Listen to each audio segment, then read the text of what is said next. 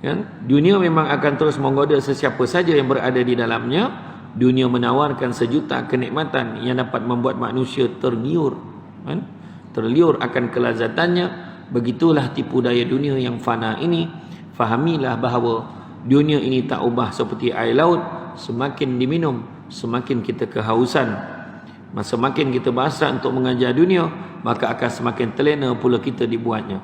Khawatirlah apabila sampai kita tenggelam dalam keindahan juga kenikmatan lautan dunia, kerana bila mana diri sudah tenggelam dalam lautan dunia, akan sukar untuk kita kembali ke permukaan. Kerana memang dunia diciptakan indah bagi orang-orang yang menganggap dunia ini adalah segala-galanya. Dari Zaid bin Thabit radhiyallahu anhu, beliau berkata, kami mendengar Rasulullah sallallahu alaihi wasallam bersabda, barang siapa yang menjadikan dunia tujuan utamanya, maka Allah akan mencerai-beraikan urusannya dan menjadikan kemiskinan. Tidak pernah merasa cukup, selalu ada di hadapannya, padahal dia tidak akan mendapatkan harta benda dunia melebihi dari apa yang Allah tetapkan baginya. Dan barang siapa yang menjadikan akhirat tujuan utamanya, maka Allah akan menghimpunkan urusannya, menjadikan kekayaan selalu merasa cukup ada di dalam hatinya, dan harta benda duniawi datang kepadanya dalam keadaan rendah, hina, tidak bernilai di hadapannya. Kalau tuan-tuan kenal lah Ustaz Ahmad Rizam, ya? Ustaz Ahmad Rizam, dia buka pondok tu kan, ya?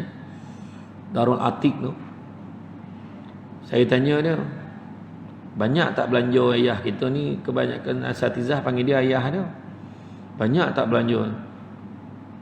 Ikut banyak, memanglah banyak, dia kata. Macam tu jawab dia. Banyak-banyaklah. Tapi alhamdulillah, dia kata. Kan dan sebelum saya perhati, saya pernah pergi sana kan, tengok. Aduh, ya orang hantar barang.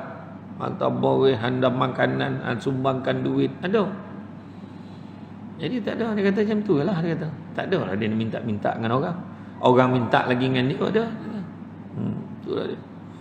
Cukup kan ingat Allah banyak-banyak. Kan Nabi kata orang yang paling kaya bukan orang yang banyak duit. Orang yang paling kaya adalah orang yang sentiasa merasa cukup dengan apa yang dia ada. Macam itulah.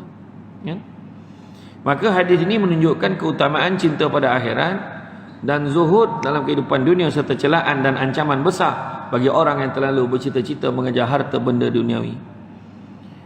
Apakah perkara penting yang terkandung di dalam hadis ini? Orang yang cinta pada akhirat akan memperolehi rezeki yang telah Allah tetapkan baginya di dunia tanpa bersusah payah. Berbeza dengan orang yang terlalu bercita-cita mengejar dunia. Dia akan memperolehinya dengan susah payah zahir dan batin. Salah seorang ulama salaf berkata, barang siapa mencintai dunia secara berlebihan, maka hendaklah dia mempersiapkan dirinya untuk menanggung pelbagai macam musibah penderitaan. Imam Ibn Qayyim Al-Jauziyah berkata, orang mencintai dunia secara berlebihan tidak akan lepas dari 3 macam penderitaan. Apakah dia?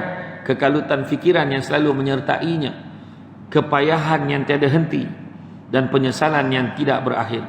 Perkara ini disebabkan oleh orang yang mencintai dunia secara berlebihan, dan jika telah mendapatkan sebahagian dari harta benda duniawi, maka nafsunya tidak pernah puas dan terus bercita-cita mengejar yang lebih daripada itu. Sebagaimana dalam hadis yang sahih, Rasulullah SAW bersabda, seandainya seorang manusia memiliki 2 lembah emas, maka dia pasti bercita-cita mencari lembah yang ketiga. Kekayaan yang hakiki adalah kekayaan di dalam jiwa, dalam hati sanubari kita. Rasulullah SAW bersabda, bukanlah kekayaan itu dengan banyaknya harta benda, tapi kekayaan yang hakiki adalah kekayaan di dalam jiwa. Kebahagiaan hidup dan keberuntungan dunia akhirat hanyalah bagi orang yang cinta pada Allah dan hari akhirat. Sebagaimana sabda Rasulullah SAW bersabda, sungguh sangat beruntung seseorang yang berada di dalam Islam, punya mendapat rezeki yang secukupnya, dan Allah menganugerahkan kepadanya sifat qanaah, iaitu merasa cukup dan puas dengan rezeki yang Allah berikan kepadanya. Maka sifat yang mulia ini dimiliki sempurna oleh para sahabat Rasulullah SAW, dan inilah menjadikan mereka lebih utama dan mulia di sisi Allah dibandingkan generasi yang datang setelah mereka.